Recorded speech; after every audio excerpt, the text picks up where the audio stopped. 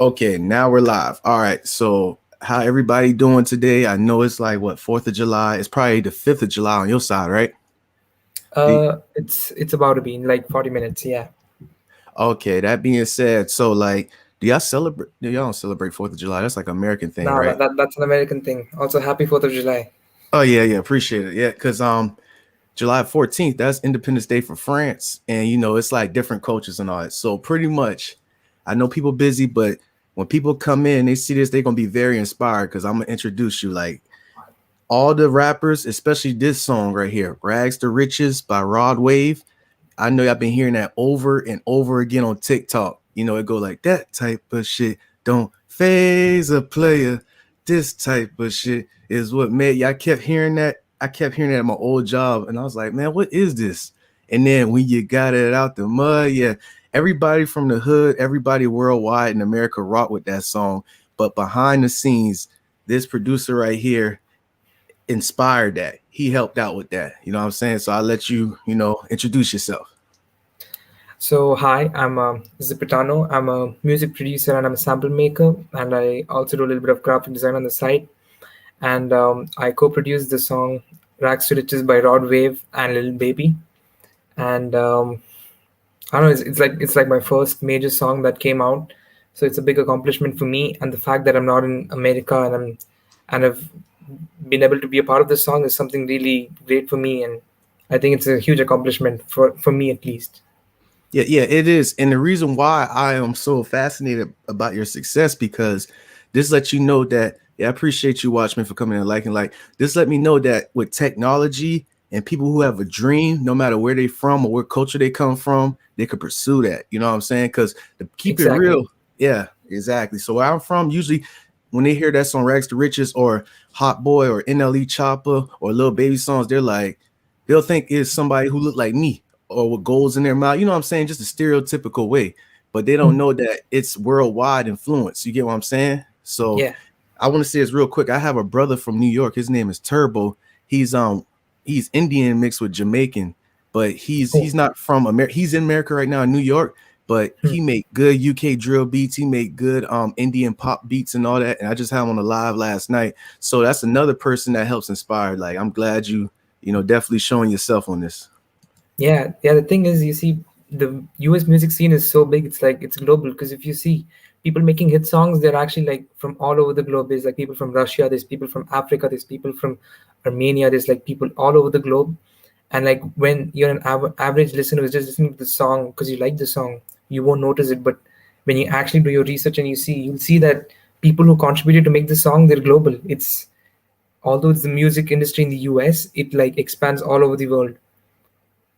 Exactly. That's another thing. There's a lot of samples. And so my question to you is like, what inspired you to start producing, making sounds and melodies and loops? So it was like, I think, end of 2016 and starting of 2017, I found XXX Tentacion, Yeah. and I heard a song "Look at Me," and I was like, "Yo, this is fire!" And like at that point of time, I was just listening to like English pop songs. I was not listening to rap songs. So because of that song, I started listening to rap songs, and then like I started listening to all these songs that were blowing up at the time. I heard to "Take the Race," uh, Yeah. "Magnolia" by Playboy Carti, all the songs. I was like, "Yo, this is fire! This is something different than what I listened to." So I kept listening to more and more rap. I used to check like the Billboard charts, and I used to see like, okay, this rap song is like here, this pop song is here, and I used to check those songs out. So one day I was just on YouTube and I found this guy called Aries who basically made videos showing how hit songs were made in 2 minutes. So he just broke down the beats for each song in like 2 minutes. So I Damn. started watching those and I was like binge watching all of his videos, and I was like, yo, this is fire. Making beats, it's cool. It's something different. I don't think people know about it. So I did some more research and I got a free software and I started practicing. And then like after a year later, I started making like proper rap beats. And then I was like, sure, let's make melodies, because melodies have always been my strong point since the start. My drums used to lack a lot, like the percussion part of the beats. So I was like, fine, let's focus on melodies. So I made melodies, and at the same time, in the producer community, like this thing of making melodies and sending it out to bigger producers was trending. So I got on that wave, and the first pack I sent, that first pack contained the piano loop that was used in Rags to Riches. It was sent out in August of 2019. Yeah, that's amazing. See, so what for the people who are about to go come see this video again, you saying that you made your strongest point so was melodies, right? Which that's Yeah. good because my strong point is like drums. Sometimes Mhm. melody, but it's really like drums. You Yeah. had took your skill and you mastered it and you had sent out a pack of loops of melodies to somebody and boom, that's how Rags to Riches was created right there. And that's was that like your first like jump into the spotlight? At that point, I was just making stuff and like working on beats for YouTube and like finding other people on YouTube who I found like who I like this style for, and I was just like, "Yo, let's collab and stuff." I wasn't really getting much attention from rappers of any level, small, big, managers or anything, and I was just like, "All right, fine, I'll just keep working until someone notices me." And like there are like a few artists who I work with and stuff, so I was in touch with those people, but mainly I was just making stuff and sending it out. That's really all I was doing. So So you yeah, was this working. Rack is my first like official major placement. It's also like my first and like my major first one. So I heard it recently where it went double platinum. yeah, it went double platinum. Who see, and I saw. I wish I had like a picture. Do you got like a picture or like, dang? Hold on, give me a second. Oh, you go ahead. You Uh, got it. I have it on my IG. Hold on,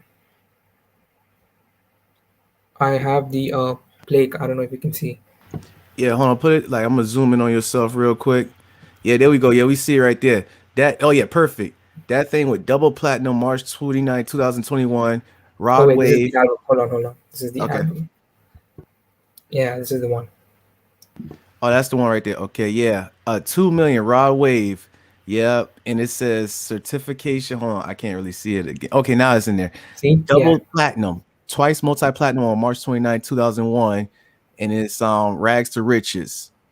Alamo Rec. Definitely. See, that's it right there. That's your IG. I'm gonna put in the description below. Congratulations, my brother, for that. That's definitely appreciate what's it. up. Appreciate it. Yeah, so that because what you did, to be real, what you just achieved right there. Oh yeah, I appreciate you in the comments, bro. I just seen your comment, Grump had a tune. I appreciate the respect. This is definitely the brother right here who had helped produce the song Rags to Riches by Rod Wave and many other more. But what your goal that you just achieved was something that I had always wanted to achieve like 3 years ago. You know what I'm saying? Because this YouTube channel I was on, it was a producer channel. I was just making beats, making beats, making beats. But one thing I learned from you is networking. You know, I just now Yeah. starting to learn that now. And networking, that's a huge skill that you got, and you got discipline on that. So that will help you achieve that goal. Back then, I didn't have that knowledge of networking. That's why I felt like I was just making beats and nobody wasn't seeing it. But you know, there's many ways to come across success. And I feel as though that this becoming a podcast and networking with other people, this is my way, and I'm gonna take it though. So definitely. Most Yeah. definitely, because you never know who's watching you. You know. Yeah, definitely. Never know who's watching you because it's like I had just found you. Like I was just on I think Rap Jesus. I was on my phone one day and I was just listening. And it's like producers behind Rags to Riches and all that. And I clicked on it, and then I had like saw another was another producer, and then it went to you, and then I had saw the cars thing behind it. I was like, yo, this is tight. I was like, you would never expect this. I was like, because usually they'll look like somebody like who looked like Metro Boomin or Alchemist. You know what I'm saying? They would Yeah. never know somebody from, you know, other side of the world who had helped influence that right there. So that's Yeah. why I was like, yeah, I got it. I'm glad I had sent you a little text on Twitter. I was like, boom. I was like, he probably busy. But this, for y'all who don't know in the chat, this been going for like how long? Like 2 weeks was trying to get this to go, a month? Yeah, I think you DM'd me like over a month ago. I was busy with school, so I hadn't really checked my DMs, but something like that. Yeah, you had Okay. DM me on April 29th. April 29th. Why?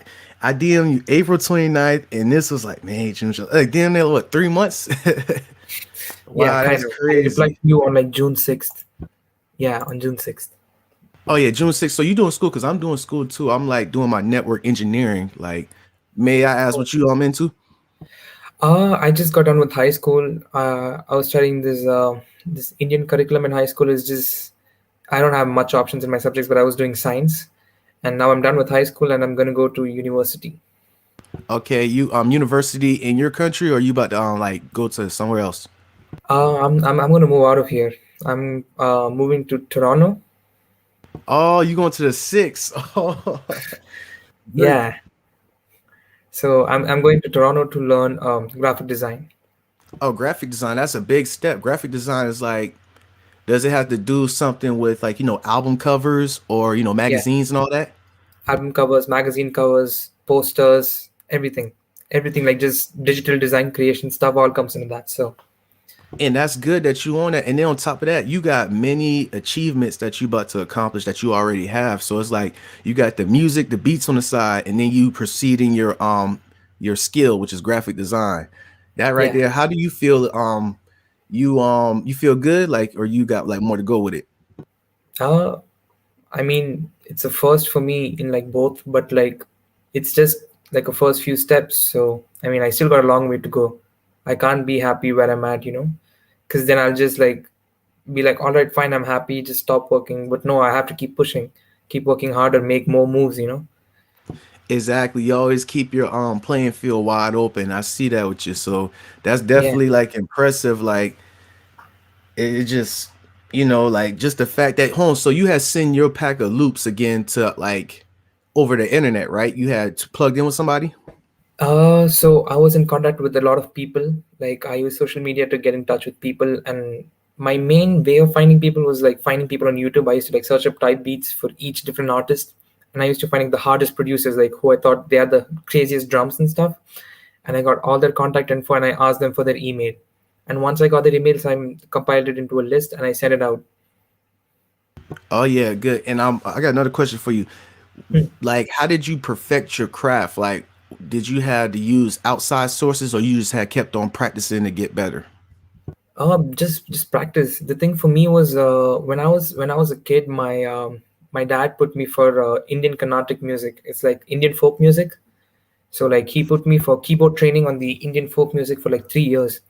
So I had some base in music, and my dad's side of my family is like they lean towards a lot of folk music in India. So and my dad plays one of these Indian drum things. I don't know, people won't know what it's called, but it's like this Indian drum, and he's been playing it since he was a kid. So there's always been a little bit of music influence in my family. So like when I started producing, I knew I had some upper advantage in the melody part because I've had 3 years of experience with this Carnatic music stuff. It's not the same as Western music and like playing the keys the Western way, but it did give me some amount of knowledge on what sounds good, what should go together, what shouldn't. That was one advantage I think I had, and the rest was just practicing, sending out, and getting feedback from people. I think one thing you have to learn is when you're beginning in anything, you have to be open to constructive criticism. Because if you're not going to be open to criticism, you're not going to improve. Because reaching out to people who are better than you in a certain field, they can always give you like helpful advice. So for me, I did that. I used to send out my beats and beat critiques in like beat review stuff, in streams, all that stuff. And I was like, all right, so what this guy is doing and what I'm doing is different because I'm not doing this. And when I understand that, I keep trying it out and then like improve on it. So it took me like a solid 2 years until I started making like proper, like usable beats. Until then, it was just like some horrible stuff that I don't think anybody wants to listen to. Nah, it's all good. And you're right. I just found out about this recently. Like the Indian music is way different because there's two people I found out that made it. The first one was Justin Timberland. I think Justin Timberlake. I don't know if I pronounced his name right, but he made a song called Indian Groove, and it had the little all the orchestra sounds from the India in there. And another song was by Jay-Z, and it was called Big Pimpin'. That was a sample from an Indian, like you know what I'm talking about? Yeah, so there's like like how the Americans have Hollywood, so like the Yeah. Indians rip it off and they call it Bollywood. So many of these Oh. songs from like 1970s and 60s, they have like crazy instrumentals because they're all like really just heavy instrument recordings and like a little bit of vocal parts. So a lot of American rap songs, they actually sample Indian music from like the 70s, 80s, 90s. And that's true what he's saying, y'all. So if y'all get a chance, definitely go to Big Pimpin' by Jay-Z. Big Pimpin', spinning cheese. That has what he's saying. What was it, Bollywood? Yeah, Bollywood sample, if I'm correct. I don't know the song, but that's what you mean, I think. Exactly. That's crazy because they had this like girl and she was like, doing her dance and all that. And it was like on, them old cassette, not cassette, but those little covers where you like you blow the dust off and you like and you pull out this Uh, big disc. I was yeah, like, yeah. vinyls. Yeah, vinyls. That's what it was right there. So you right. This is something that I just recently came across. I came across this on an IG page where it was like finding samples off of songs, and I was like, whoa. I was young and I heard that, and this whole time I thought, dang, Pharrell and them made that, but they sampled it. It says, Yeah, huh, any type of Indian strings made its way into a beat, if we being honest. Yeah, yeah, yeah, yeah. yeah. That is true right there. So it's good to just network and like learn something new right there. And Hmm. like, you been knew this, or how did you came across this information? Which part? The networking part? Not the network. I meant like for like just knowing samples being used in like the hip hop culture and just like pop and all that. So like I'm an Indian, so like I've had some exposure to Indian music because like all my friends they listen to Indian music. Like if I go to any party, all my friends are Indians, like majority of them. So like whenever I go out or anything, it's always them blasting Indian music. Although I don't like Indian music, I don't listen to it a lot, but I'm exposed to that music, so I know what it sounds like. And then like when I listen to some American songs, I'll be like, oh wait, I know that. Then I just do like a little bit of research and I find out, oh, it samples this song. Like if you see Whoopty by CJ, it actually sampled a hit Bollywood song from like the 2010s. I don't know which song it is, but it sampled a huge Indian song. So I Oh was yeah, like, I know, Whoopi. You're yeah, right, my bad. I'm gonna just share that real quick for people who don't see what you're talking about. This right here, this guy, Whoopty by CJ. This is a sample by India too. I did not know that too. yeah. Dang, that's So that's this is that's just one like of the few instances of where sampling has been big. So like when you just listen, you just like figure it out easily. And if like I've like when I listen to songs, I know if there's a little bit of Indian influence on it, so like I can figure out if it's a sample, Indian sample or not. So like little bit information I have on that, not much, but to figure it out, yeah, I think I can manage to figure it out. That's all. super heavy. That's what I'm saying. Like that's impressive right there. And my question to you, going back to those songs that you had helped produce, how was they able to reach you? Can you like give intellectual property on how does that process go if you get like a song that blows up? So the first thing is you have to get the beat to the artist. So you can do that with producers who have connects to artists, or like you can just keep uploading stuff to YouTube or send it to your manager or A&Rs from labels, anything of that sort. That's the first step. So once the first step is over and the artist gets your beat, he listens to it. If he likes it, he'll record on it. And when he records on it, he might release a snippet or he might not. And the next part you'll only know about it is if he decides to drop it. So when he decides to drop it, what labels usually do is they send someone from their team to reach out to you on your social media or email, and they'll be like, "Yo, I need your name, I need your address, I need your age, so and so information. One of your beats has been used on so and so's album called so and so." And stuff like that. So you get an agreement where it explains like how stuff is split, what are your rights, what do you actually own, what you don't, and all that stuff. And that's really it. That's how they reach out to you. Okay, question. Because I had you. Do you know anything about ASCAP? ASCAP BMI? Yeah, yeah. ASCAP and BMI, they're royalty collecting services, right? That's correct. I had like I think like a year and a half ago. I had it's like $40. I had bought one with a BMI. So, do you know anything about the business? Was you already hip to it? Like the capitalism game? No clue at all.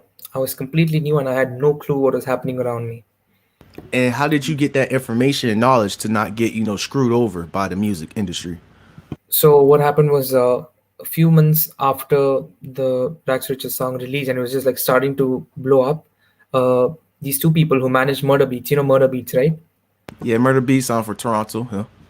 Yeah. So his managers they hit me up and they were like, "Yo, we want to manage you." So first they'd like hit me up and they were like, "Yo, send me loops for Murda," and I was like, "Sure." I sent it out, and then like a month later they were like, "Yo, we'd like to manage you." So I got on a call with them. They talked to my dad and like they explained the stuff, and they told me that I knew I didn't know anything about the music business side. I knew the music but not the business. And when you're new to it, the business stuff is really confusing. Like even for me now, the business stuff is really confusing. I don't know half the stuff that's happening, but I'm just like I have some people advising me, so I know what I'm doing is right and what is wrong. So they hit me up. They're like, "Yo, we'd like to manage you," and I was like, "Sure, let's do it." So they helped me, they guided me, and they made sure I got paid. They made sure everything was okay. They checked all my contracts. They got me with the lawyer, and they helped me get like deals and go through everything properly and stuff. All that stuff. That's really all it is. And I really think that it's hard to learn how to do all the business side of it on your own.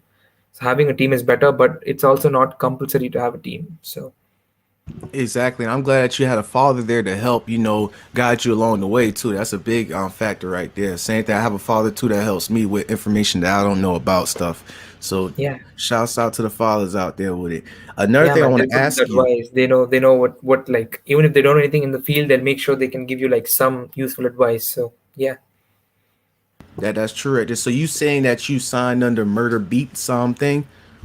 not under Murda Beats, but under his managers. I signed to his managers. Oh, so you signed. So after that, do you think that had opened a wider door for you to network and get your loops out to other producers, to rappers? Yeah, 100%. So I signed with them for them to be my managers, and they've been doing a splendid job. They've been connecting me with more people. They've been sending my stuff out. They asked me to send more stuff when they have like sessions, or when they're informed about somebody from their team having sessions, or like anything. So it's like it's opened up a lot more opportunities for me. Because the thing is, me not being in America means the only way I can get more songs is through the internet. And through the internet I only have limited resources, like a few people who like I keep sending loops to and hope that they make a beat, and like they send it to an artist if they like it, and then something happens from there. But when you have a manager who has direct connects, it makes the process much easier for you. So until I reach a position where I can move to America and like go to studio sessions and attend and get songs live with an artist, I'll have to find a way to maximize my connects. So getting a manager was the best thing for me. That's very deep right there. And you having that management team, is that another reason why you decide to like go to Toronto in the future? Not exactly, but my goal is to be close to America, and I have a few relatives in Toronto, and this really good design school that I want to attend in Toronto. So it seemed like the perfect fit for me. And the plan is when I'm in Toronto attending college, I'll have some time to fly out to America for a few sessions in a few states. That's the plan for now. So we'll see how that goes. But yeah, that's one of the factors. Okay, that's very deep right there. And a good question, another question for you, because from the outside looking in, is it true that America music is like worldwide the most, you get what I'm saying? Like, okay, India music, yeah, it's influential, but I'm talking about like getting pushed out by production and music movies. Is America like the number one tier or not? 100%. No And doubt. why is that? If I could ask you, why is that?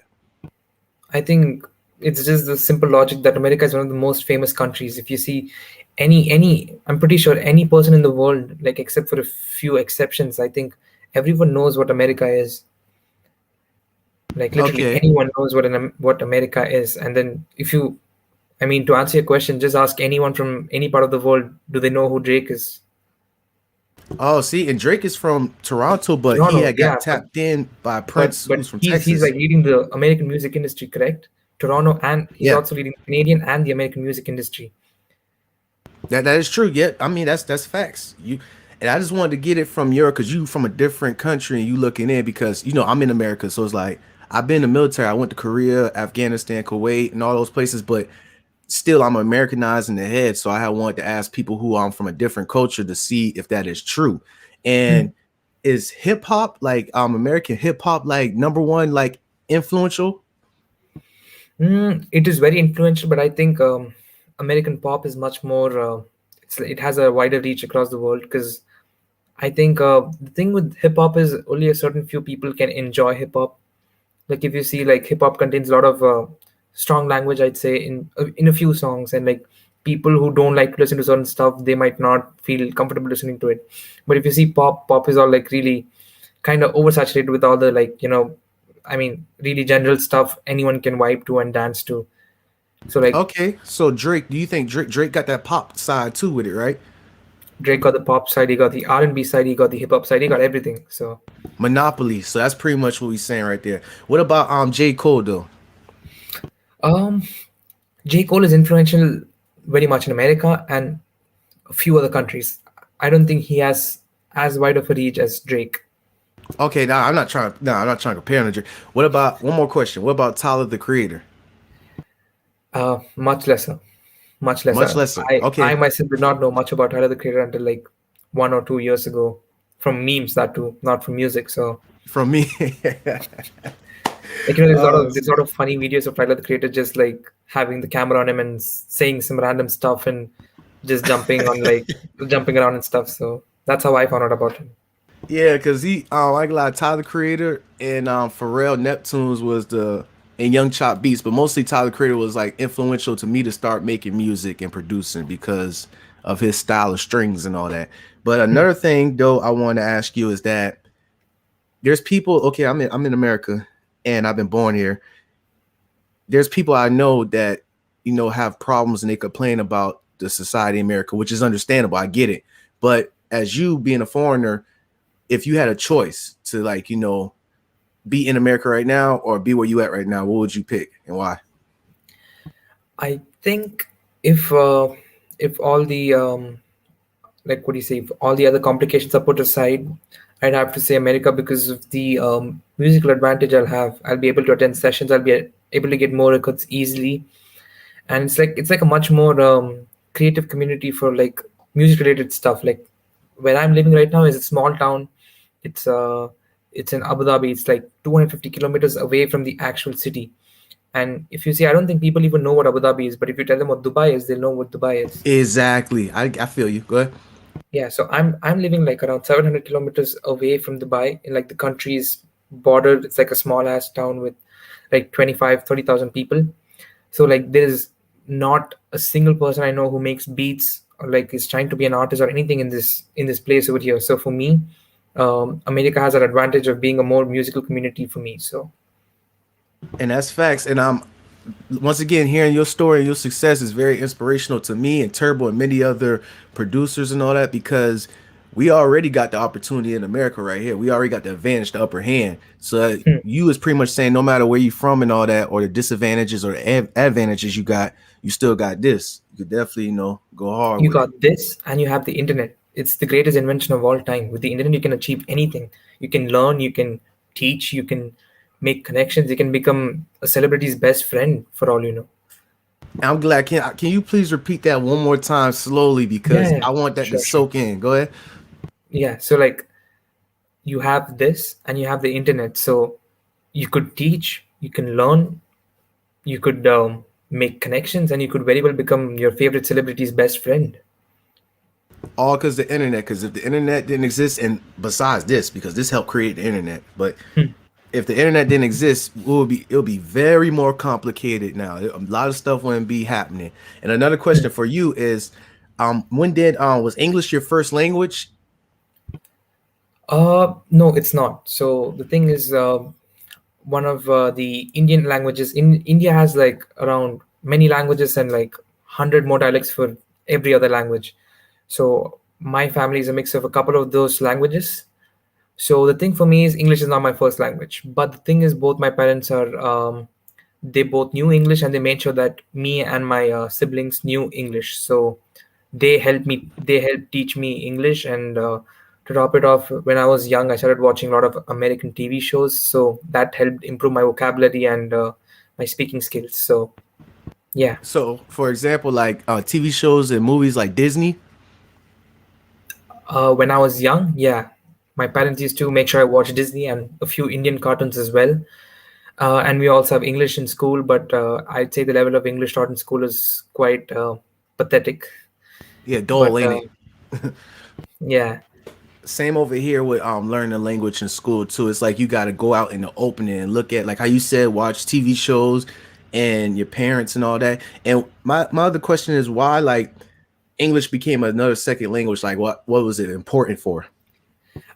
English is like the second or third most spoken language in India. So when I grew up, I was first in India for like my first 6-7 years of my life. So going to an English medium school was important that I knew how to speak English, how to converse with my teachers, with my peers. So my parents made sure I learned English for that reason. And that helped out a lot because you're able to communicate with me, and I don't know your first language, so that's another thing that's inspiring because I know some of Spanish, I know a little bit of Hangul, but my goal in life in the future is definitely to master a language and definitely keep it going. I'm not talking about speak 10 languages fluently, but at least get like two other Wow. languages down Yeah. pat. That will help a lot of networking. Yeah, I feel you 100% on that. That's my goal as well. But I think it takes a little bit of time and a lot of dedication to do that. So, Yeah, and people not because I say it like boom. If I be like, you know what, I want to learn how to speak Spanish from front to end, just as good as English. In a year from now, we do this interview and you ask me about it. 9 out of 10 for the other people, they be like, I done had da da da whoop whoop. But I'm kind of very persistent with stuff. You get what I'm saying? yeah, I 100%. I know what you're saying. exactly. So where did you get this work ethic from? That's another question I want to do before we wrap this up. I think the important question I got to ask myself is if I want to reach a certain level that I want, like if I have aspired to reach somewhere, the only way I'll get there if I work. So if I slack, I'm not going to reach anywhere. I'm just going to be where I'm at. And like even if I put in like a little bit of work, I'll at least take a few steps to improve from where I am to get where I want to be. So like with that mindset, I've just been like working. I haven't really thought about having a work ethic or something. It was just like, okay, I have to do it. And to top it off, I hated school. Like I just finished school. I didn't have an option to drop out or like drop classes or anything because school is really important for my parents, and I think it's fine to have a degree in hand in case music doesn't work out. So for that reason, I used to attend school and I started making beats when I was in 10th grade, ninth grade, 10th grade. So like I hated school. So when I used to come home, I just like remove all my boredom and all my hate towards school by making beats. So it was like a pastime for me. So I did it for fun. And then as I saw this, there's like chances to make it to become something in this industry. I was like, sure, let's just give it a shot, and kept working, and it worked out. So to some That, extent, that's yeah. that's good. And I'm about to say, may I ask your age? Because you say you just graduated, so that means you're like 17, 18. Yeah, I'm 18. I just graduated like last month. Okay, that's good. And that's another thing that's very impressive. It's like age really don't mean nothing because actually it do to extent, but like you talk about the intellectual property state. But for you, put it this way, I'm 25. And let's say when I was 18 and I just got out of high school, my mindset where yours was at was completely not where, what I'm saying? Like the responsibility or just the drive and motivation wasn't there. So Hmm. luckily, like about say like 2 years ago, I just starting to like, at 23 is like, okay, let me get serious. Especially after the military, I was like, I got to go ahead and take this very serious and become, professional and like give it my all. So that's another inspiration right there. You just graduated from high school and you already done got your career and life goals intact. So salute to you for that. Appreciate it. But I Yeah. think the thing is, I've had it set out because I know what I want to do. I've had this interest in music and I've had an interest in design and I've been doing it. But if you see many other people, like what from what I've seen, all my classmates and all my friends from my graduating batch, they have pretty much no clue what they want to do. They're just doing a degree for namesake, and then they plan to find out what they want to do. So the thing is, in 18 years of school, I don't think you're given that much option to explore what you want to do or decide what you want to do in your future.